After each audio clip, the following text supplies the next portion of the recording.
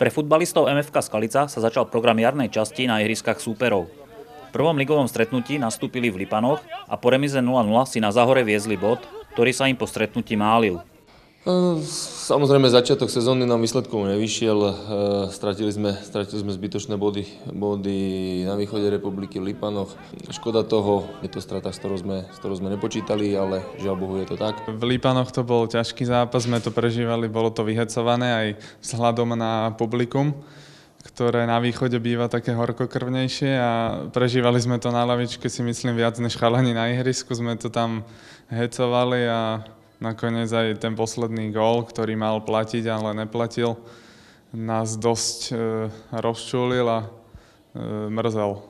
Myslím si, že sme stratili 2 body v Lipanoch. Určitě jsme měli jednoznačně bodovat za 3. Hlavně mě mrzí ten neuznaný gól v té poslední minutě, kdy si myslím, že to byl naprosto regulární gól. V útorok vyrazili na štvrťfinále slovenského pohára do Žiliny, kde favorizovanému súperovi dlho odolávali.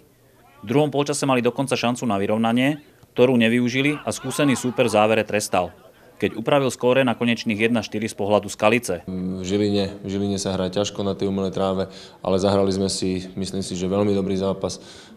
Odohrali sme hlavne druhý polčas s domácimi vyrovnanú partiu, dokonca za stavu 2-1 sme tam mali 2 veľmi dobré príležitosti. Škoda toho, hlavne tých 2 gólov v závere, lebo celý dojem z toho zápasu nám tie 3. 4. gól pokazili. Úterní pohárový si myslím, že jsme měli navíc uhrát lepší výsledek, i když samozřejmě Žilina byla lepší na míči a myslím, že to rozhodla ta moje šance, kterou jsem nedal za stavu 2-1. Kdybych to dal na 2-2, tak myslím, že do tých penál by sme to asi dotáhli. No.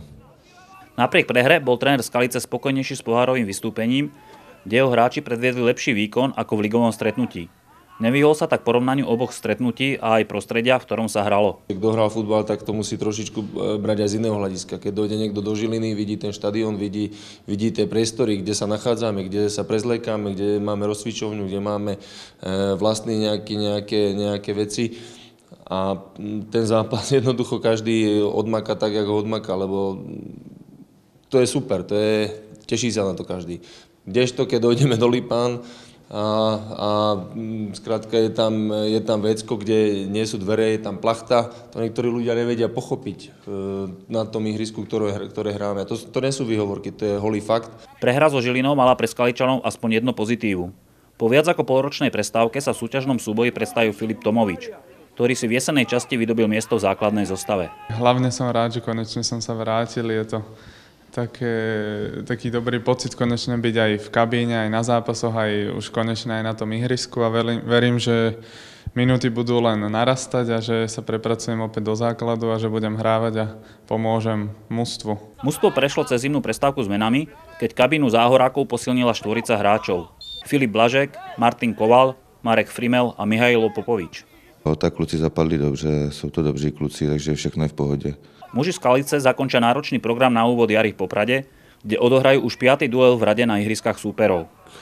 Já si myslím, že to bude jedno z nejdůležitějších utkání v sezóně.